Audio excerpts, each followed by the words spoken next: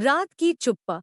कहानी एक छोटे से गांव की है जहां लोग अपनी शांतिप्रिय जिंदगी जीते थे।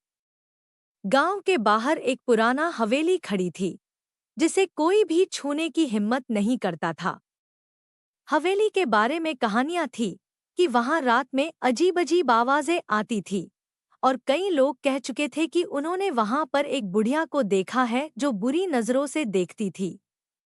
एक दिन गांव में एक युवा पत्रकार रोहित अपने काम के सिलसिले में उस हवेली की ओर बढ़ा। उसे हवेली के बारे में जानने की बहुत उत्सुकता थी और वह सोचता था कि वह इस रहस्यमय हवेली पर एक विस्तृत रिपोर्ट तैयार करेगा। रात का समय आया और रोहित हवेली के अंदर चला गया। हवेली का दरवाजा धीरे धीरे क्रीक करता हुआ खुला। अंधेरे में वह अपनी टॉर्च का इस्तेमाल कर रहा था। हवेली के अंदर का माहौल बहुत ही भयानक था। धूल और जाले से भरी दीवारें और जगह-जगह बिखरे हुए पुराने फर्नीचर सब मिलकर एक डरावना माहौल बना रहे थे। वह हवेली के एक कमरे में गया जहां उसे एक पुराना बिस्तर और एक टूटा हुआ दरवाजा मिला।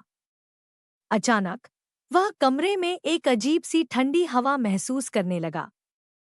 उसकी टॉर्च की रोशनी भी अजीब तरीके से चुप हो रही थी।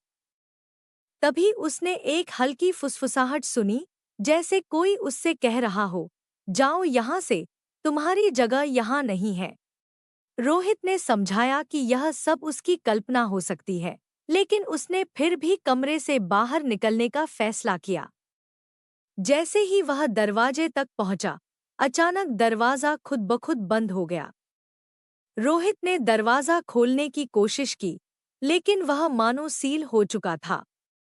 रोहित ने अपनी पूरी ताकत लगाकर खुद को बचाने की कोशिश की, लेकिन बुढ़िया की ठंडी हंसी उसके कानों में गूंजती रही। जब गांव वाले सुबह हवेली पर पहुंचे, तो वहां रोहित का कोई पता नहीं था।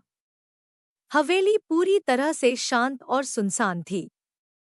कई दिनों तक उसकी तलाश की गई, लेकिन उसका कोई पता नहीं चला। गांव वाले आज भी हवेली के बारे में कहते हैं कि जो भी वहां रात बिताने जाता है, वह कभी वापस नहीं आता। हवेली की चुप्प और बुढ़िया की कहानी आज भी गांव में एक रहस्य बनी हुई है।